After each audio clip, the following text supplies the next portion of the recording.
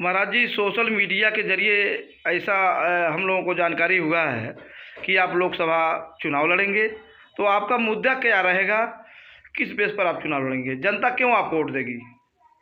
देखिए, सबसे पहले तो आप सभी पत्रकार बंधुओं को हमारा बहुत बहुत धन्यवाद। लोकसभा चुनाव लड़ने का ऐलान तो पिछले 1 वर्ष पहले ही कर चुका हूँ। जी। और रही बात, देखिए हम लोग यहाँ के नागरिक हैं और माता आदिशक्ति जगदम्बा मठ के महंत भी हैं। जी। देखिए, एक मठ का महंत जी। सोचने की बात है, जब लोकसभा या अन्य कोई चुनाव लड़ता है, जिस प्रकार परम पूज्य योगी आदित्यनाथ जी भी लड़े, जी।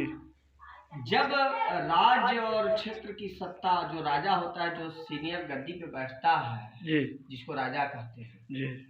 जब वह सत्ता निरंकुश हो जाती है, जी। आतताई हो जाती है, जी। पाप बढ़ जाता है, तब एक मठ का महंत अपने मठ से चल करके उस सत्ता को जो है अपने हाथ में लेता है और राम राज की स्थापना करता है। अच्छा, तो जैसे मान लीजिए आप एक जो मठ के मठाधीश हैं जी, तो आपको चुनाव से क्या मतलब है? देखिए, हमें परमात्मा के आशीर्वाद से मुझे किसी चीज की कमी नहीं है जी। लेकिन एक मठ का महंत हूँ, जनपद का यहाँ का मठ का महंत हूँ जी।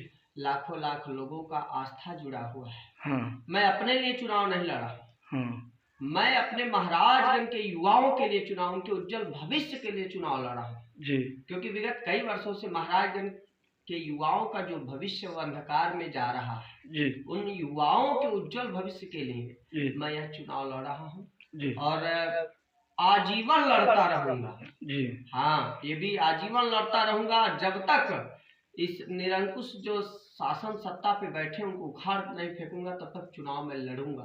अच्छा, तो आपकी पार्टी क्या होगी? देखिए, हमारी तो मेन पार्टी जनता ही है, हमारे शिष्य है, लेकिन जी। पार्टी एक प्लेटफॉर्म होता है। जी। जी। और जो उस पे प्लेटफॉर्म पे आता है तभी गाड़ी मिलती है। जी। जी। जी। इसी तरह मेरी पार्टी है राष्ट्रीय शिव समाज, RSS। अच्छा, RSS। जी, उसी के बैनर तले हमें चुनाव लड़ना है। जी, तो आपके मुद्दा क्या होंगे? मुद्दा तो महाराजगंज में अनेक हैं, लेकिन विशेष रूप से देखिए, अभी मुद्दा जो है, तमाम मुद्दा लोगों के द्वारा उठाया जा रहा है, लेकिन प्रमुख मुद्दा जो है शिक्षा, स्वास्थ्य और रोजगार, ये प्रमुख मुद्दा है। महाराजगंज का जो युवा है इस समय, देखिए सोचने की विषय है कि 7.5 लाख युवा दिल्ली, मुंबई, गुजरात, दक्षिणी भारत में जाकर के रोजी रोजगार करता है। कितनी शर्म की बात है। अवध एक्सप्रेस, लोकमान्य तिलक, अन्य बहुत सारी ट्रेनें हैं, बोरी की तरह ठुस ठुस करके भर करके जाता है, दुख झेलता है, वहाँ दूसरे के यहाँ जाकर के मेहनत मजदूरी करता है। ऐसे शासन सत्ता में लोग बैठे होंगे, शर्म में आनी चाहिए कि 7.5 लाख युवा महाराजगंज का मेरे अन्य जगह रोजगार के लिए दर दर भटक रहा है। मन उन युवाओं को रोजगार देने के लिए मैं चुनाव लड़ने का ऐलान किया। जी महाराज जी, आपसे एक प्रश्न और हम पूछेंगे।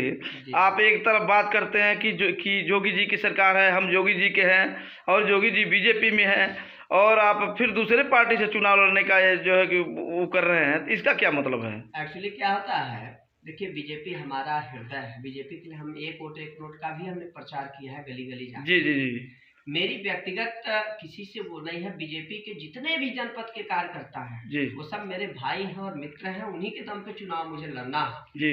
लेकिन व्यक्ति विशेष का कब्जा होने के कारण जो अन्य लोगों को मौका नहीं मिल पा रहा है, तो मुझे अपना ताकत दिखाना है, क्योंकि मैं उस मठ से पढ़ा हूँ, गोरक्ष मठ से पढ़ा हूँ। आज योगी जी बीजेपी में, कल बीजेपी उनका विरोध कर रही थी और योगी जी अपना हिंदू वाहिनी बना करके राधा मोहन दास अग्रवाल को जो है विधायक बनाए और स्वयं लोकसभा का नेतृत्व किए। मैं वहीं से पढ़ा लिखा हूँ, मैं किसी का बुराई नहीं करना चाहता हूँ, लेकिन हमारे गुरु महंत अभयनाथ जी हैं, उनका आशीर्वाद मेरे साथ है और महाराजगंज की जनता विशेष रूप से युवा नौजवान मेरे साथ है। उसी मुद्दे पे मैं चुनाव। धन्यवाद।